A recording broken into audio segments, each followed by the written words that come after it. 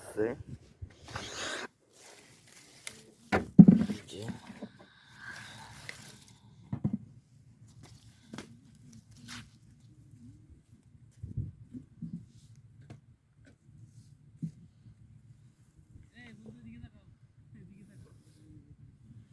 How are you?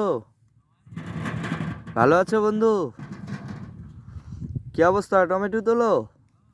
Okay fine. কি অবস্থা ভাই? ভালো। টমেটো উড়েলেন? এটা হচ্ছে ধাম্মাম মাজরা জুবাইয়ের। 300 লোক কাজ করে এই জায়গায়। অনেক কিছুই লাগাই এই জায়গায় এখন।